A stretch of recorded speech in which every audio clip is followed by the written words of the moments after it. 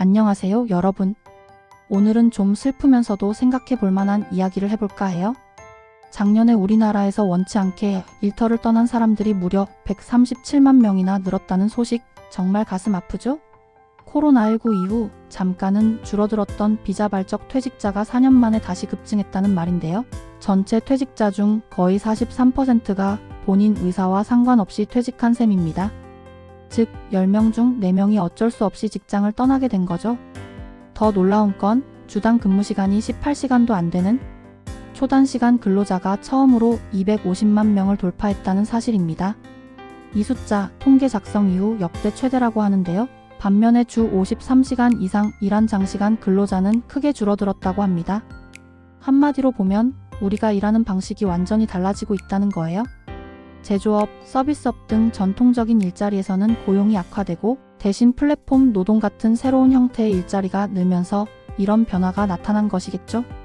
이런 상황을 보면 우리 사회가 단순히 경기 침체나 내수 부진 때문만이 아니라 노동 환경 자체가 크게 흔들리고 있다는 것을 알 수 있어요. 비자발적 퇴직자가 늘어난 건 단순히 일자리가 없어졌다기보다는 기업들이 어려워지면서 인력 감축을 하거나 자발적인 비정규직 선택이 늘어나고 있는 현실이 반영된 결과라고 볼 수 있습니다. 청년들 사이에서는 전통적인 정규직보다 자유로운 시간제 일자리에 대한 선호도 높아지고 있고요. 이로 인해 일자리의 질이 낮아지고 안정적인 생활 기반을 마련하기 어려워지는 문제가 발생하고 있습니다. 여기서 우리가 배워야 할 교훈은 우리 모두가 노동시장의 변화와 그에 따른 위험을 제대로 인식하고 대비해야 한다는 겁니다. 단순히 일이 줄어들고 있다는 통계 수치만 보고 넘어갈 것이 아니라 그 이면에 있는 사회적, 경제적 구조의 변화와 그로 인해 생기는 불안감을 같이 고민해야 합니다. 왜냐하면 이 변화는 결국 우리 삶의 질과 직접 연결되니까요. 그리고 해결책은 무엇일까요? 우선 정부와 기업이 함께 힘을 모아 퇴직자들의 재취업을 촉진하는 다양한 정책을 마련해야 해요. 예를 들어 직업훈련이나 재교육 프로그램을 강화해서 새로운 일자리로의 전환을 돕고 특히 청년들과 중장년층 모두가 참여할 수 있는 맞춤형 일자리 지원 정책이 필요합니다. 또 초단시간 근로자나 비정규직 근로자들이 안정적인 소득을 확보할 수 있도록 노동시장 전반의 제도 개선도 필수적이에요.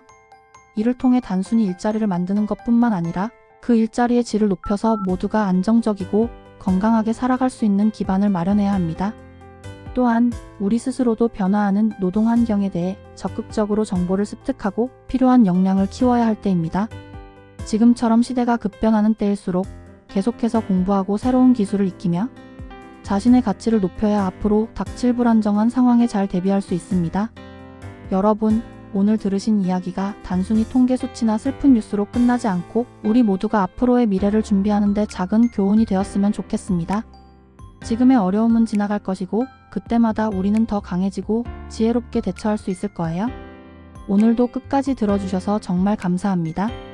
구독과 좋아요, 알림 설정 꼭 잊지 마시고 앞으로도 함께 고민하며 더 나은 미래를 만들어 갑시다. 여러분 모두 따뜻하고 힘찬 하루 보내세요.